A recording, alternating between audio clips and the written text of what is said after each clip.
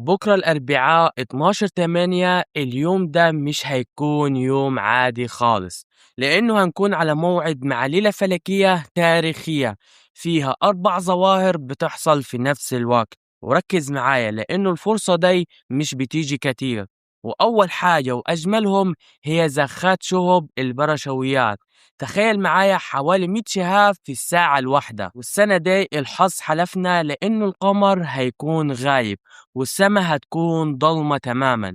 وده معناه إننا هنشوف كرات نار بألوان زاهية هي وبتحترق في الغلاف الجوي بسرعة بتوصل ل60,000 كيلو متر في الثانية، والاحتكاك ده هو اللي بيحولها لكتل من النار. وتاني حاجة هنشوف اصطفاف نادر ل6 كواكب، وهما المشتري وعطارد والمريخ وأورانوس وزحل ونبتون، وكلهم هيكونوا على خط واحد تقريبا. والاصطفاف ده ظاهرة بصرية بس، يعني الكواكب مش بتقرب من بعض فعليا في الفضاء، لا، بس هي من وجهة نظرنا احنا على الأرض بيبانوا كأنهم في اتجاه واحد أو في خط واحد. وتالت ورابع حاجة عندنا كسوف كلي للشمس ومعاه ظاهرة القمر الجديد.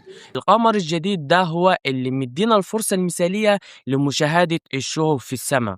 طبعا الكسوف مش كل العالم هيشوفه، بس باقي الظواهر هتقدر تستمتع بيها في أغلب دولنا العربية. وأفضل وقت من بعد الساعة 10 بالليل لحد الفجر عندنا في مصر. لو عايز تعرف أكتر وقت مناسب لمشاهدة الظاهرة دي في دولتك ابعت لي اسم دولتك وأنا هقول لك. لو مش عايزين تفوتوا الأحداث دي وتعرفوا إزاي ترصدوها، اعمل لايك للفيديو وسبسكرايب للقناة علشان تعرف كل الظواهر الفلكية أول بأول.